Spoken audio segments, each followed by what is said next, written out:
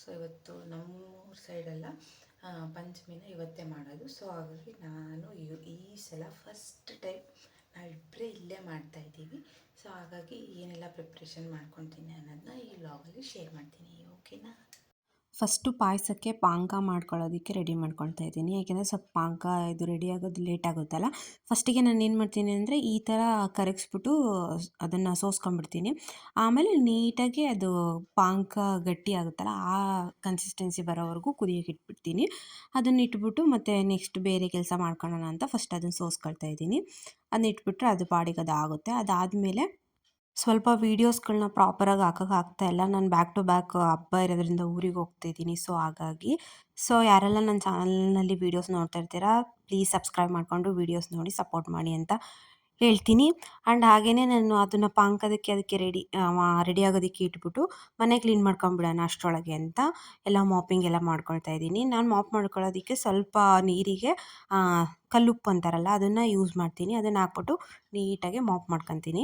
So ಅದಾದಮೇಲೆ ಬಾಗಿಲು ಎಲ್ಲ ಕ್ಲೀನ್ ಮಾಡಿ ಅದಕ್ಕೆಲ್ಲ ನೀಟಾಗಿ ಅಲಂಕಾರ ಮಾಡಿ ನೆಕ್ಸ್ಟು ಫ್ರೆಶ್ ಅಪ್ ಆಗಿ ಬಂದುಬಿಡೋಣ. ಫಸ್ಟು ಹೇಮಂತ್ ಇನ್ನೂ ಎದ್ದಿರಲಿಲ್ಲ. ಸೊ ಅಷ್ಟರೊಳಗೆ ನಾನು ಫ್ರೆಶ್ ಅಪ್ ಆಗಿ ಬಂದುಬಿಟ್ರೆ ನಾನು ನೆಕ್ಸ್ಟ್ ಕೆಲಸ ಮಾಡ್ಕೊಳ್ಳೋದ್ರೊಳಗೆ ಅವ್ನು ಫ್ರೆಶ್ ಅಪ್ ಆಗ್ತಾನೆ ಅಂತ. ಸೊ ಹಾಗಾಗಿ ಎಲ್ಲ ಕ್ಲೀನ್ ಮಾಡಿ ನೆಕ್ಸ್ಟ್ ನಾನು ಫ್ರೆಶ್ ಅಪ್ ಆಗೋದಕ್ಕೆ ಹೋದೆ. ಮಾರ್ನಿಂಗ್ ನೋಡಿ ನಮ್ಮ ಮನೆ ಹತ್ರ ತುಂಬಾ ಪೀಸ್ಫುಲ್ಲಾಗಿರುತ್ತೆ. ಬೆಳಗ್ಗೆ ಟೈಮಲ್ಲಿ ಹೆಂಗೆ ಟೈಮ್ ಓಡ್ತಾ ಇರುತ್ತೆ ಅಂದರೆ ಒಂದು ಸೆಕೆಂಡು ಫ್ರೀ ಇರಲ್ಲ ಅನ್ನೋ ಥರ ಫೀಲ್ ಆಗಿಬಿಡುತ್ತೆ ಸಮ್ಟೈಮ್ಸ್ ಹಾಗೇನಿಲ್ಲ ನಾರ್ಮಲಾಗಿರುತ್ತೆ. ಸೊ ನಾನು ಫಸ್ಟ್ ಫ್ರೆಶ್ ಅಪ್ ಆಗಿ ಬಂದುಬಿಟ್ಟು ಗೋಧಿನ ನೆನೆಸಿಟ್ಟಿದ್ದೆ ನೈಟು. ಅದನ್ನು ಓವರ್ ನೈಟ್ ನೆನೆಸಿಟ್ಟಿದ್ದೆ. ಸೊ ಅದನ್ನು ಫಸ್ಟ್ ವಿಷಲ್ ತೆಗ್ಸ್ಬಿಡೋಣ ಅಂತ ಅದನ್ನು ವಿಷಲಿಗೆ ಇಟ್ಬಿಟ್ಟು ಸಾಂಬಾರೇ ರೆಡಿ ಮಾಡ್ಕೊಳ್ತಾ ಇದ್ದೀನಿ. ಸಾಂಬಾರು ಏನು ಸಿಂಪಲ್ ನುಗ್ಗಿಕಾಯಿ ಸಾಂಬಾರು ಮಾಡೋದೇನು ತುಂಬ ಈಸಿ ಅಲ್ವಾ. ಸೊ ಹಾಗಾಗಿ ಅದನ್ನು ವಿಷಲಿಗೆ ಇಟ್ಬಿಟ್ಟು ಪಕ್ಕದಲ್ಲಿ ಹಂಗೆ ಒಗ್ಗರಣೆ ಹಾಕ್ಕೊಂಡ್ಬಿಟ್ರೆ ಆಲ್ರೆಡಿ ದಾಲ್ ನಾನು ವಿಷಲ್ ಕೂಗಿಸಿದ್ದೆ. ಸೊ ಇವಾಗ ಇದು ಸ್ವಲ್ಪ ಒಗ್ಗರಣೆಗೆ ಹಾಕ್ಕೊಂಡ್ಬಿಟ್ಟು ರೆಡಿ ಮಾಡ್ಕೊಂಡ್ಬಿಟ್ರೆ ಸಾಂಬಾರು ಕೂಡ ರೆಡಿ ಆಗಿಬಿಡುತ್ತೆ ಅಂತ ಬೇಗ ನನಗೆ ಇಬ್ಬರಿಗೆ ಅಲ್ವಾ ಸ್ವಲ್ಪ ಮಾಡ್ಕೊಳ್ಳೋದೆಲ್ಲ ಸೊ ಬೇಗನೆ ಆಗಿಬಿಡುತ್ತೆ. ಅದನ್ನೆಲ್ಲ ರೆಡಿ ಮಾಡ್ಕೊಳ್ತಾ ಇದ್ದೆ ಸಾಂಬಾರಿಗೆ. ಈ ಕೆಲಸದ ಜೊತೆ ಕ್ಯಾಮ್ರಾನ ಸೆಟ್ ಮಾಡಿಕೊಂಡು ವೀಡಿಯೋಸ್ ಮಾಡೋದು ತುಂಬಾ ಕಷ್ಟ. ಯಾಕೆಂದರೆ ನಾವು ಯೂಶ್ವಲಾಗಿ ನಾರ್ಮಲಾಗಿ ಅಡುಗೆ ಕೆಲಸ ಮಾಡೋದಿದ್ದರೆ ಪಟ ಅಂತ ಆಗಿಬಿಡುತ್ತೆ. ಬಟ್ ಇದರಲ್ಲಿ ಆ್ಯಂಗಲ್ ಚೇಂಜ್ ಮಾಡಬೇಕು, ವೀಡಿಯೋ ಕ್ಯಾಪ್ಚರ್ ಆಗ್ತಿದೆಯೋ ಇಲ್ವೋ, ಸ್ಟಾಪ್ ಆಗಿದೆಯೋ ಇಲ್ವೋ ಅಂತ ನೋಡ್ಕೋಬೇಕು. ಸ್ವಲ್ಪ ಒಂಥರ ಕ್ಲಮ್ಸಿ ಅಂತ ಅನಿಸ್ಬಿಡುತ್ತೆ. ಆಮೇಲೆ ಒಂಥರ ಗಡಿಬಿಡಿಯಲ್ಲಿರ್ತೀವಿ ಅದನ್ನು ಮಾಡಲಾ ಇದನ್ನು ಮಾಡಲಾ ಅಂತ. ಸೊ ಸ್ವಲ್ಪ ಕಷ್ಟಪಟ್ಟೆ ವೀಡಿಯೋಸ್ ಮಾಡ್ತೀವಿ ಅಂತ ಹೇಳ್ಬೋದು. ನನಗೆ ಬೇರೆಯವ್ರನ್ನ ನೋಡಿದರೆ ಆರಾಮ್ಸೆ ಮಾಡ್ಬೋದು ಅಂತ ಫೀಲ್ ಆಗ್ತಿತ್ತು ಮೊದಲೆಲ್ಲ. ನಾನು ಯಾವಾಗ ಮಾಡೋದಕ್ಕೆ ಸ್ಟಾರ್ಟ್ ಮಾಡಿದ್ನೋ ಆವಾಗಲೇ ಗೊತ್ತಾಯಿತು ಎಷ್ಟು ಕಷ್ಟ ಇರುತ್ತೆ ವೀಡಿಯೋಸ್ನ ಮಾಡೋದು ಅಂತ. ಸೊ ಅದನ್ನ ಆ್ಯಂಗಲ್ ಚೇಂಜ್ ಮಾಡೋದು, ಆ ಕಡೆ ಇಡೋದು ಈ ಕಡೆ ಇಡೋದು, ಯಾವ ಕಡೆಯಿಂದ ಕರೆಕ್ಟಾಗಿ ಬರ್ತಿದೆ ಅನ್ನೋದ್ರೊಳಗೆ ಟೈಮ್ ಹೋಗ್ಬಿಟ್ಟಿರುತ್ತೆ. ಸೊ ಹಂಗೂ ಹಿಂಗೂ ಮಾಡಿ ಒಂದು ವೀಡಿಯೋಸ್ ಮಾಡ್ತಾ ಇರ್ತೀನಿ. ಸ್ವಲ್ಪ ಕ್ವಾಲಿಟಿ ಆಫ್ ವೀಡಿಯೋ ಕೊಡಬೇಕು ಅಂತಲೇ ಟ್ರೈ ಮಾಡ್ತಾ ಇರ್ತೀನಿ. ಏನಾದರೂ ಒಂದು ಯೂಸ್ಫುಲ್ ಆಗುವಂತಹ ಒಂದು ಇನ್ಫಾರ್ಮೇಷನ್ ಇರಲಿ ಯಾವುದನ್ನು ಇರಲಿ ಆ ಥರ ಏನಾದರೂ ಕೊಡಬೇಕು ಅಂತ ಟ್ರೈ ಮಾಡ್ತಾ ಇರ್ತೀನಿ. ಇನ್ನು ಪಂಚಮಿ ಹಬ್ಬನ ಯಾಕೆ ಮಾಡ್ತಾರೆ ಅನ್ನೋದ್ರ ಬಗ್ಗೆ ನನಗೆ ಗೊತ್ತಿರೋ ಕೆಲವೊಂದು ಇನ್ಫಾರ್ಮೇಷನ್ನ ಶೇರ್ ಮಾಡ್ತೀನಿ. ಪಂಚಮಿ ಹಬ್ಬವು ಹಿಂದೂ ಧರ್ಮದಲ್ಲಿ ಒಂದು ವಿಶೇಷ ಮಹತ್ವವನ್ನು ಹೊಂದಿರುವ ಒಂದು ಹಬ್ಬ ಅಂತ ಹೇಳ್ಬೋದು. ಪಂಚಮಿ ಎಂದರೆ ಚಂದ್ರಮಾನದ ಪ್ರಕಾರ ಶುದ್ಧ ಅಥವಾ ಕೃಷ್ಣ ಪಕ್ಷದ 5ನೇ ತಿಥಿ. ಈ ದಿನವನ್ನು ವಿಭಿನ್ನ ಪ್ರದೇಶಗಳಲ್ಲಿ ವಿಭಿನ್ನ ರೀತಿಯಾಗಿ ಆಚರಿಸಲಾಗುತ್ತದೆ. ಈ ದಿನದಲ್ಲಿ ನಾಗದೇವತೆಯನ್ನು ಪೂಜಿಸುವ ಮೂಲಕ ವಿಷಪೂರಿತ ಪ್ರಾಣಿಗಳಿಂದ ವಿಶೇಷವಾಗಿ ಹಾವಿನಿಂದ ರಕ್ಷಣೆ ದೊರಕುತ್ತದೆ ಎನ್ನುವುದು ಈ ಹಬ್ಬದ ಒಂದು ನಂಬಿಕೆ. ಈ ಹಬ್ಬವು ಒಂದು ಧಾರ್ಮಿಕ ಮಹತ್ವವನ್ನು ಹೊಂದಿರುವ ಹಬ್ಬವಾಗಿದೆ. ಪುರಾಣಗಳ ಪ್ರಕಾರ ನಾಗಪಂಚಮಿ ದಿನ ನಾಗದೇವರನ್ನು ಪೂಜಿಸಿದರೆ ಕುಲಕ್ಕೆ ಕ್ಷೇಮ, ಬೆಳೆಗಳಿಗೆ ಸಿರಿಧಾನ್ಯ ಹಾಗೂ ಕುಟುಂಬಕ್ಕೆ ಆರೋಗ್ಯ ದೊರಕುತ್ತದೆ. ಭೂಮಾತೆ, ಮಳೆಯ ದೇವತೆ ಮತ್ತು ನಾಗದೇವತೆಗಳ ಅನುಗ್ರಹಕ್ಕಾಗಿ ಈ ಹಬ್ಬವನ್ನು ಆಚರಿಸಲಾಗುತ್ತದೆ. ಈ ದಿನ ಹಾವಿನ ರೂಪದಲ್ಲಿ ನಾಗದೇವರು ಮನೆಗೆ ಬಂದು ಆಶೀರ್ವದಿಸುತ್ತಾರೆ ಎಂಬ ನಂಬಿಕೆ ಕೂಡ ಇದೆ. ನನಗೆ ಗೊತ್ತಿರುವ ಒಂದು ಸಣ್ಣ ಇನ್ಫಾರ್ಮೇಷನ್ನ ನಿಮ್ಮ ಜೊತೆ ಶೇರ್ ಮಾಡಿದ್ದೀನಿ. ಸೊ ಅದ್ರ ಜೊತೆಗೆ ಅಡುಗೆ ಐಟಮ್ಸ್ ಎಲ್ಲ ರೆಡಿ ಆಯಿತು. ನಾವು ಎಷ್ಟೇ ಬ್ಯುಸಿ ಇದ್ದರೂ ಏನು ಐಟಮ್ಸ್ ಏನು ಮಾಡಬೇಕು ಅಂತ ಇದ್ದರೂ ನಾವು ಬೆಳಗ್ಗೆದು ನಮ್ಮ ಟೈಮ್ನಂತ ನಾವು ಮಿಸ್ ಮಾಡ್ಕೊಳ್ಳೋದೇ ಇಲ್ಲ. ಸೊ ನಾವು ಹಾಟ್ ವಾಟರ್ ಮಾರ್ನಿಂಗ್ ಕಂಪಲ್ಸರಿ ಕುಡಿತೀವಿ. ಇವಾಗ ಪಾಯಸ ಮಾಡೋದಕ್ಕೆ ರೆಡಿ ಮಾಡಿಟ್ಟಿದ್ದ ಪಾನಕ ಅದ್ರ ಜೊತೆಗೆ ವಿಷಲ್ ತೆಗ್ಸಿದ್ದಂಥ ಗೋಧಿ ನುಚ್ಚಿಗೆ ಪಾನಕ ಮಿಕ್ಸ್ ಮಾಡಿ ಒಂದು ಸೈಡ್ ಸ್ವಲ್ಪ ಕುದಿಯೋದಕ್ಕಿಟ್ಟೆ. ಪಕ್ಕದಲ್ಲಿ ಹಾಗೆ ಡ್ರೈ ಫ್ರೂಟ್ಸ್ ಕೂಡ ಫ್ರೈ ಮಾಡಿಕೊಂಡು ಅದ್ರ ಜೊತೆ ಸೇರಿಸ್ಕೊಂಡೆ. ಅದೇ ಪಾತ್ರೆಗೆ ಹಾಕ್ಬಿಟ್ಟೆ, ಏಕೆಂದರೆ ಸ್ವಲ್ಪ ಹಲ್ವ ಮಾಡೋದು ಚಿಕ್ಕ ಕ್ವಾಂಟಿಟಿ ಆಗಿರೋದ್ರಿಂದ ಸಣ್ಣ ಪಾತ್ರೆ ಆದರೂ ನಡೆಯುತ್ತೆ. ಅದ್ರ ಜೊತೆ ನಮ್ಮಮ್ಮ ಹೇಳಿದರು ಇದನ್ನು ಮಾಡಿದರೆ ಒಳ್ಳೆಯದು, ಇದಕ್ಕಿದೆ ಶ್ರೇಷ್ಠ ಅಂತ. ಸೊ ಹಾಗಾಗಿ ಲಾಸ್ಟ್ ಮೂಮೆಂಟಲ್ಲಿ ಇದೇನಂತಾರೆ, ಅದೇನೋ ಅಂತಾರೆ, ನನಗೆ ಕರೆಕ್ಟಾಗಿ ಗೊತ್ತಾಗ್ತಾ ಇಲ್ಲ. ಸೊ ಅದನ್ನು ಮಾಡ್ಕೊಂಡೆ. ಹಾಗೆಯೇ ಇದು ಪಾಪ್ಕಾರ್ನ್ ಅಂತಾರಲ್ಲ, ಇದೆಲ್ಲ ನಮ್ಮ ಸೈಡು ಕಂಪಲ್ಸರಿ ಇದನ್ನು ಮಾಡ್ತಾರೆ. ಸೊ ಹಾಗಾಗಿ ಅದನ್ನು ಮಾಡಿದೆ. ಮತ್ತು ಕೋಸಂಬರಿಗೆ ಹೆಸ್ರು ಬೇಳೆನ ಬಳಸೋದಿಲ್ಲ, ಹಾಗಾಗಿ ನಾನು ಹೆಸ್ರು ಬೇಳೆ ಹಾಕಿಲ್ಲ. ಹಾಗೆಯೇ ಕೋಸಂಬರಿ ರೆಡಿ ಮಾಡ್ಕೊಂಡೆ. ಪಾಯಸ, ಅನ್ನ, ಸಾಂಬಾರು, ಕೋಸಂಬರಿ ಇದಿಷ್ಟು. ಮನೆಗೆ ಬಂದಮೇಲೆ ಸ್ವಲ್ಪ ಹಪ್ಳ ಗಿಪ್ಳ ಮಾಡ್ಕೊಂಡಿದ್ದೆ. ಸೊ ನಾವು ರೆಡಿ ಆಗಿಬಿಟ್ಟು ಹೊರಟ್ವಿ. ನಮ್ಮ ಮನೆಯಿಂದ ಸ್ವಲ್ಪ ದೂರನೇ ಅಷ್ಟೇ ಇರೋದು, ವಾಕಬಲ್ಲು. ಬಟ್ ಐಟಮ್ಸ್ ಎಲ್ಲ ಇಟ್ಕೊಂಡು ಹೋಗಬೇಕು ಅಂತ ಕಾರಲ್ಲೇ ಹೋದ್ವಿ. ನಾವು ರೀಚ್ ಆಗೋದ್ರೊಳಗೆ 9:45 ಆಗಿಬಿಟ್ಟಿತ್ತು, ಮನೆಯಲ್ಲೆಲ್ಲ ಮುಗಿಸ್ಕೊಂಡು ಹೋಗೋದ್ರೊಳಗೆ.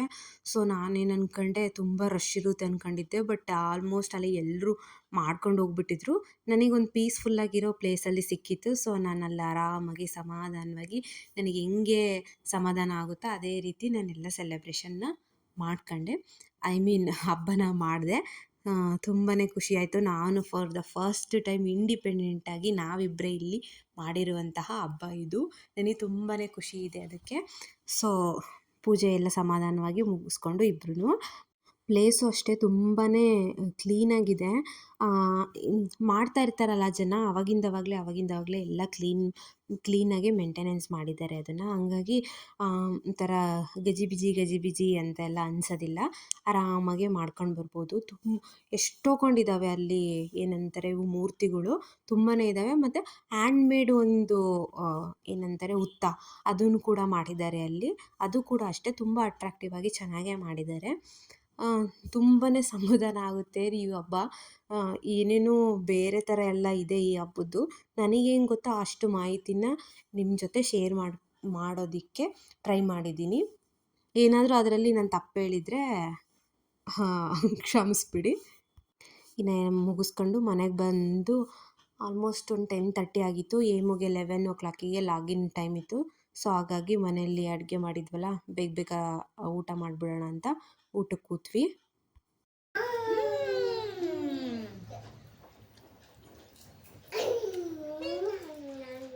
ದರ್ಶಿಕಾಮಣಿ ಮಮ್ಮು ಮಾಡಲ್ಲ. ಆ ಚಿಚ್ಚಿ ಅಲ್ಲಮ್ಮ, ಅದು ಹಪ್ಪಳ.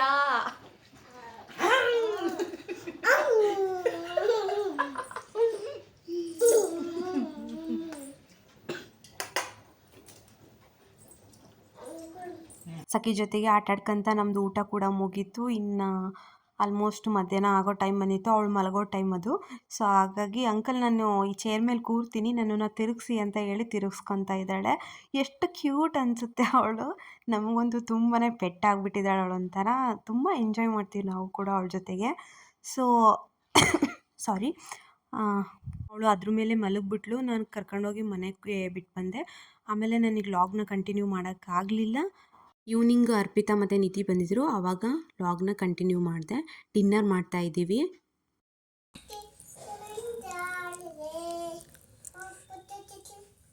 ಫೋಟೋ ತೆಗಿ. ತೆಗ್ದೆ ಬಂಗಾರೆ, ತೆಗ್ದೆ. ಪೋಸ್ ಕೊಡು. ನೀನು ನನಗೆ ನಿಂತ್ಕೊಂಡ್ರೆ ಚೀಸ್ ಹಿಂಗೆ ಮಾಡು. ಬೇಡವಾ? ಹಿಂಗೆ ಅದೇ ಕ್ಯಾಂಡಿಡ್ ತೆಗೀರಿ ಅಲ್ವಾ? ಚಿಕ್ಕಿಲ್ಲ.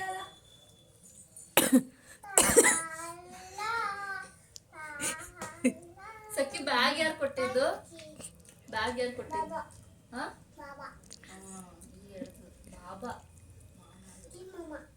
ಚಿನ್ಮಾಮ. ಬಟ್ ಬಾಬಾ ಅಂದ್ಲು ಇದು ಅದಂಗೆ. ಸರಿ,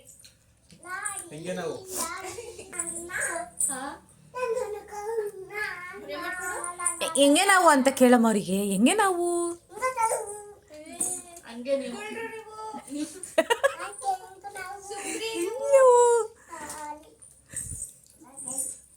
ಲಾಲಿಪ್ ಇತ್ತು. ಹಿಂಗೆ ನಾವು ಸಖಿ ಇದ್ದರೆ ಯಾವ ಥರ ಟೈಮ್ ಹೋಗುತ್ತೆ ಅನ್ನೋದೇ ಗೊತ್ತಾಗಲ್ಲ. ಇನ್ನು ಇವ್ರು ಕೂಡ ಡಿನ್ನರ್ ಮುಗಿಸ್ಕೊಂಡು ಹೊರಟ್ರು. ಐ ಹೋಪ್ ಇವತ್ತಿನ ವ್ಲಾಗ್ ನಿಮಗೆ ಇಷ್ಟ ಆಗಿದೆ ಅಂದ್ಕೊಳ್ತೀನಿ. ನಿಮ್ಮ ಮನೆಯಲ್ಲಿ ಯಾವ ಥರ ಹೇಗೆಲ್ಲ ಸೆಲೆಬ್ರೇಟ್ ಮಾಡಿದ್ರಿ ಫೆಸ್ಟ್ನ ಅಂತ ಕಮೆಂಟ್ ಮಾಡೋದನ್ನ ಮರಿಬೇಡಿ. ಸಿಗ್ತೀನಿ ನೆಕ್ಸ್ಟ್ ವ್ಲಾಗಲ್ಲಿ. ಬಾಯ್.